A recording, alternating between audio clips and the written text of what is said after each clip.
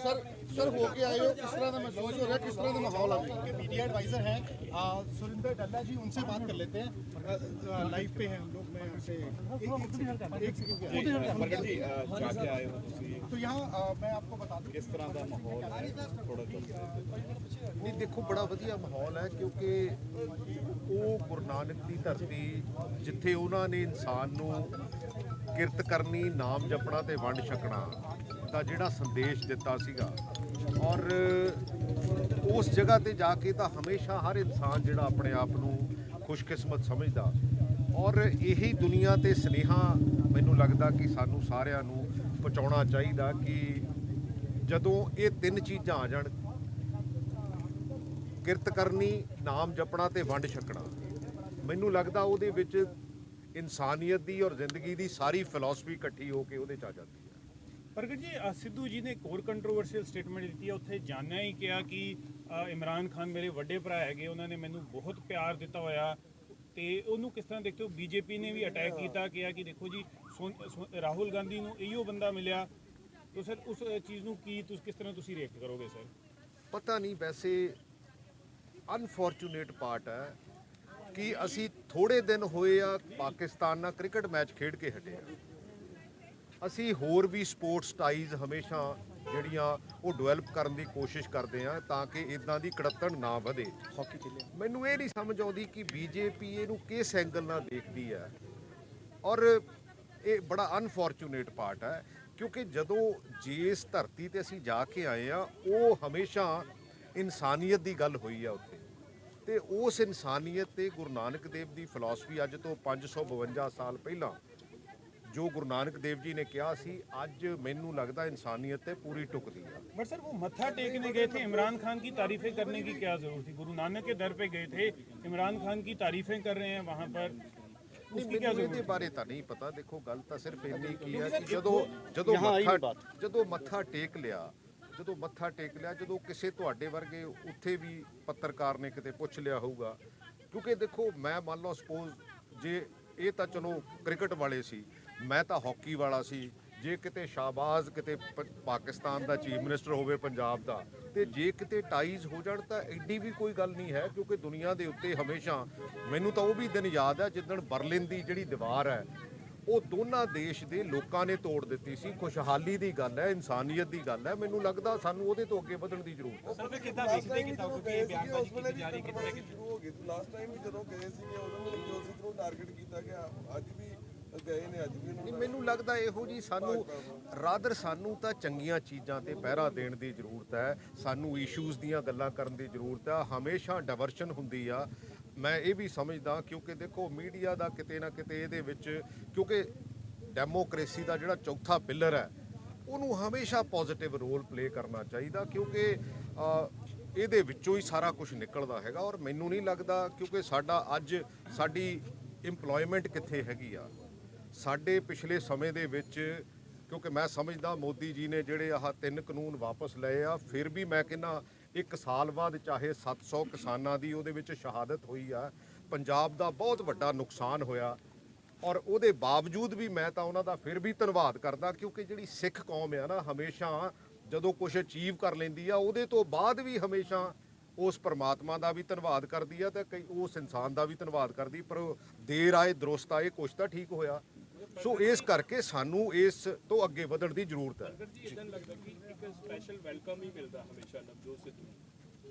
ਨਹੀਂ, ਚੰਗੀ ਗੱਲ ਹੈ, ਸੈਲੀਬ੍ਰਿਟੀ ਆ, ਉਹਦੇ 'ਚ ਕੀ ਪ੍ਰੋਬਲਮ ਹੈ? ਮੰਨ ਲਓ ਸਪੋਜ਼ ਹੁਣ ਕਈ ਇਹੋ ਜਿਹੇ ਮਿਨਿਸਟਰ ਹੁੰਦੇ ਆ ਜਿਨ੍ਹਾਂ ਨੂੰ ਰਾਜਪੁਰੇ ਤੋਂ ਗਾਹ ਨਹੀਂ ਕੋਈ ਜਾਣਦਾ ਹੁੰਦਾ। ਹੁਣ ਸਾਡੀ ਇਹ ਕਸੂਰ ਤਾਂ ਨਹੀਂ ਨਾ ਹੈ ਵੀ ਜੇ ਸਾਨੂੰ ਕੋਈ ਹਿੰਦੁਸਤਾਨ ਦੇ ਵਿੱਚ ਜਾਂ ਵਰਲਡ ਦੇ ਵਿੱਚ ਕਿਉਂਕਿ ਪਾਰਟੀਕੂਲਰਲੀ ਸਪੋਰਟਸ ਕਰਕੇ ਜਾਂ ਪਾਰਟੀਕੂਲਰਲੀ ਕਿਸੇ ਉਸ ਫੀਲਡ ਦੇ ਹੋਣ ਕਰਕੇ ਜੇ रिकॉग्नाइजेशन मिलती है तो फिर मैनू नहीं लगता ये कोई माड़ी गल हैगी है। सर बीजेपी का ये भी कहना है कि अगर नवजोत सिंह सिद्धू के इमरान खान के साथ अच्छे रिलेशंस हैं तो उन्हें ये क्यों नहीं कहते कि क्रॉस बॉर्डर टेररिज्म जो है वो बंद करें, हथियार भेजना बंद करें, पंजाब में ड्रग्स भेजना बंद करें। तो नवजोत सिंह सिद्धू सिर्फ उनकी तारीफें करते हैं, अपने क्लाउड को यूज क्यों नहीं करते नेशनल इंटरेस्ट के लिए? ऐसा है, देखो आप इसको जैसे मर्जी इसको चला सकते हो, हम ये भी कह सकते हैं कि क्योंकि भाई हिंदुस्तान हमारा है, पाकिस्तान उनका है, क्योंकि हम हिंदुस्तान के लिए दृढ़ हैं, क्योंकि हम जब हिंदुस्तान का झंडा हाथ में लेके, क्योंकि मैं 10 साल कप्तान रहा हूं, जब हिंदुस्तान का झंडा लेके जाते हैं तो हम हिंदुस्तान की बात करते हैं।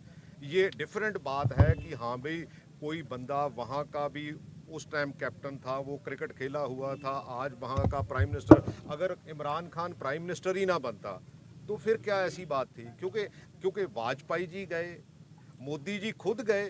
जब मोदी जी जफ्फी डालते हैं बीजेपी को कुछ नहीं, सारा कुछ ठीक लगता है। भाई वो तो एक मेरे को अभी याद नहीं आ रहा, किसी के उसमें चले गए थे, किसी का जन्मदिन मनाने चले गए थे, नवाज शरीफ जी का। और ऐसी बातें हमें करनी नहीं चाहिए, क्योंकि हमें हमारी प्रॉब्लम्स और हैं, लेकिन पॉलिटिकल सिस्टम उसको डाइवर्ट और तरह करता है। तो मेरा ख्याल नहीं कि हमें ऐसी बातें करनी चाहिए। किसानों ने कह दिया कि जब तक संसद में नहीं होंगे रिपील तब तक वो बैठे रहेंगे। एमएसपी का भी ऐड कर दिया। तो अब कुछ डिमांड होती है कि लोगों उनकी डिमांड तो पूरी कर दी है, तो खाली कर देने चाहिए रोड, इससे आगे रखने चाहिए। नहीं, देखो कॉन्फिडेंस बिल्डअप करना चाहिए। बीजेपी ने ये अच्छा एक स्टेप लिया है। ये ठीक है कि कैप्टन अमरिंदर सिंह वो डिज़ाइन करते थे, बीजेपी उसके बैक में थी, अकाली दल उसको सपोर्ट करता था। ये तो बातें मैं 3 साल पहले क्योंकि मैंने 3 साल पहले शुरू की थी, ये आज बड़ा क्लियर हो गया, क्योंकि कैप्टन अमरिंदर सिंह ने, मेरा ख्याल है कि पूरे पेज की कुछ अखबारों को ऐड दे दी। तो मेरा ख्याल है कि ये पूरा डिज़ाइन था। ये दूसरी बात है कि डिज़ाइन ये पहले नंगा हो गया, डिज़ाइन लोगों के सामने पहले आ गया। नहीं तो कैप्टन अमरिंदर सिंह ने यही करना था। बीजेपी, अकाली दल और कैप्टन अमरिंदर सिंह ये साथ साथ ही डिज़ाइन करते थे। एक वो ड्रग का इशू है, उसमें विक्रम मजीठिया जो हाईकोर्ट में चले गए हैं, आप उसमें क्या कहेंगे? रिपोर्ट खुलनी चाहिए। भाई देखो, मैं तो कभी आज तक किसी का नाम नहीं लिया। मैं ये कहता हूँ कि ये हमारी एक इशू है। It is a administrative come social problem, क्योंकि एडमिनिस्ट्रेटिवली पिछले समय में हमारी लड़ाई कैप्टन अमरिंदर सिंह से भी रही है। मैं तो आज भी हमेशा ये कहता हूँ कि जो इश्यूज़ हैं, आज भी हमारा इरिगेशन का इशू अभी खड़ा है, उसके ऊपर काम करने की ज़रूरत है। हमने सिर्फ जो पावर परचेज एग्रीमेंट है, उसकी जो क्लॉजेज हैं, जो स्पेशली फाइनेंशियल क्लॉजेज हैं, उसको रद्द किया है। इसलिए किया है कि वो पंजाब के फ़ायदे में नहीं है, और जो ऐसी क्लॉजेज हैं जो पंजाब के बिल्कुल अगेंस्ट है, हमने उनको रद्द किया है।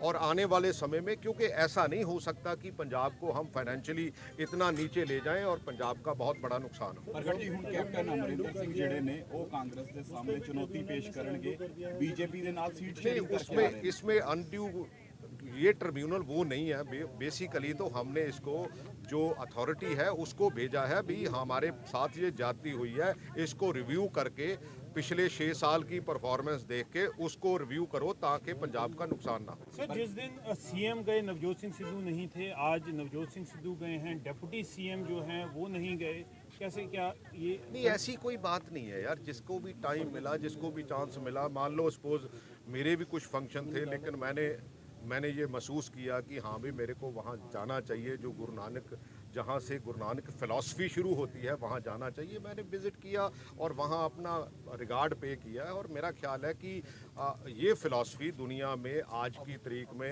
जहाँ बहुत सी स्पीड आ गई, दुनिया में बहुत सी ऐसी चीज़ें हो रही हैं जहाँ इंसानियत शर्मसार भी हो रही है, इस फ़िलासफ़ी को आज से 500 साढ़े 500 साल पहले से भी ज़्यादा कारगर जो हो सकती है, अगर इस फिलॉसफी को हम आगे लेके बढ़े। ਪ੍ਰਗਟ ਜੀ, ਕੈਪਟਨ ਅਮਰਿੰਦਰ ਸਿੰਘ ਜਿਹੜੇ ਨੇ ਵਿਰੋਧੀ ਬਣ ਕੇ ਕਾਂਗਰਸ ਦੇ ਸਾਹਮਣੇ ਹੁਣ ਖੜੇ ਹੋ ਰਹੇ ਨੇ, ਔਰ ਉਹ ਕਹਿ ਰਹੇ ਨੇ ਬੀਜੇਪੀ ਦੇ ਨਾਲ ਸੀਟ ਸ਼ੇਅਰਿੰਗ ਕਰਕੇ ਚੋਣ ਲੜੂਗਾ। ਇਹ ਪਹਿਲਾਂ ਵੀ ਵਿਰੋਧੀ ਸੀਗੇ, ਇਹ ਤਾਂ ਨੰਗੇ ਥੋੜਾ ਜਿਹਾ ਪਹਿਲਾਂ ਹੋ ਗਏ। ਸੱਚੀ ਗੱਲ ਹੈ, ਸਾਰੇ ਜਣੇ ਇਕੱਠੇ ਸੀ। ਬੀਜੇਪੀ ਡਿਜ਼ਾਈਨ ਕਰਦੀ ਸੀ, ਕਾਂਗਰਸ ਤੋਂ ਕੈਪਟਨ ਅਮਰਿੰਦਰ ਸਿੰਘ ਸੀ। ਇਹ ਠੀਕ ਹੈ ਵੀ ਸਾਡੀ ਪਾਰਟੀ ਨੇ ਇਹਨੂੰ ਪਹਿਲਾਂ ਨਹੀਂ ਦੇਖਿਆ, ਪਰ ਮੈਂ ਤਾਂ 3.5 ਸਾਲ ਪਹਿਲਾਂ ਇਹ ਗੱਲ ਚਿੱਠੀ ਲਿਖ ਕੇ ਲਿਖੀ ਸੀ ਵੀ ਹਾਂ ਬਈ ਇਹ ਕੀ ਕਰਨ ਡਏ ਆ ਤੁਸੀਂ। ਕਿਉਂਕਿ ਤੁਹਾਨੂੰ ਯਾਦ ਹੋਣਾ, ਮੈਂ ਉਦੋਂ ਵੀ ਪਿੱਛੇ ਲੈ ਜਾਂਦਾ, ਜਦੋਂ ਹਰਜੀਤ ਸਿੰਘ ਸੱਜਣ ਆਏ ਸੀ ਹਿੰਦੁਸਤਾਨ ਦੇ ਵਿੱਚ, ਹਿੰਦੁਸਤਾਨ ਦੀ ਸਰਕਾਰ ਨੇ ਉਹਨਾਂ ਨੂੰ ਤਿੰਨੇ ਫੋਰਸਿਸ ਦਾ ਗਾਰਡ ਆਫ ਆਨਰ ਦਿੱਤਾ ਸੀ। ਫੜਨਵੀਸ ਨਾਲ ਤੇ ਖੱਟੜ ਨਾਲ ਮੁਲਾਕਾਤ ਕਰਾਈ ਸੀ, ਖੱਟੜ ਜੀ ਨਾਲ, ਔਰ ਕੈਪਟਨ ਅਮਰਿੰਦਰ ਸਿੰਘ ਨੇ ਉਦੋਂ ਉਹਨਾਂ ਨੂੰ ਮੰਦਾ ਚੰਗਾ ਬੋਲਿਆ ਸੀ ਕਿ ਖਾਲਿਸਤਾਨੀ ਆ। ਤੇ ਜੇ ਉਹ ਖਾਲਿਸਤਾਨੀ ਹੁੰਦੇ ਤੇ ਗਵਰਨਮੈਂਟ ਆਫ ਇੰਡੀਆ ਨੇ ਉਹਨਾਂ ਨੂੰ ਸਟੇਟ ਗੈਸਟ ਕਿਉਂ ਬੁਲਾਇਆ ਸੀ? ਉਹਨਾਂ ਨੂੰ ਤਿੰਨੇ ਫੋਰਸਿਸ ਦਾ ਆਨਰ ਕਿਉਂ ਦਿੱਤਾ ਸੀ, ਦੋਨੇ ਚੀਫ ਮਿਨਿਸਟਰਸ ਨਾਲ ਮੁਲਾਕਾਤ ਕਿਉਂ ਕਰਾਈ ਸੀ।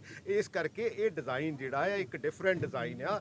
ਇਸ ਕਰਕੇ ਸਾਡੇ ਲੋਕ, ਸਾਡੇ ਦੇਸ਼ ਦੇ ਲੋਕਾਂ ਨੂੰ ਅਸੀਂ ਮਾੜੇ ਪਾਸੇ ਨੂੰ ਨਾ ਤੋਰੀਏ, ਕਿਉਂਕਿ ਸਾਡੀਆਂ ਸਮੱਸਿਆਵਾਂ, ਸਾਡੀ ਐਜੂਕੇਸ਼ਨ, ਸਾਡੀ ਨੌਜਵਾਨ ਪੀੜ੍ਹੀ, ਸਾਨੂੰ ਉਹਨੂੰ ਸਮੇਂ ਦਾ ਹਾਣੀ ਬਣਾਉਣਾ, ਉਹਨੂੰ ਇੰਪਲੋਏਬਿਲਿਟੀ ਤੱਕ ਲੈ ਕੇ ਜਾਣਾ, ਉਹਨੂੰ ਚੰਗੀ ਸੋਚ ਦੇਣੀ ਸਰਕਾਰਾਂ ਦਾ ਇਹ ਕੰਮ ਹੁੰਦਾ। ਸਰਕਾਰਾਂ ਦਾ ਇਹ ਕੰਮ ਨਹੀਂ ਹੁੰਦਾ ਕਿ ਅਸੀਂ ਕਿਸੇ ਨੂੰ ਮਾੜੇ ਪਾਸੇ ਨੂੰ ਲੈ ਕੇ ਜਾਈਏ।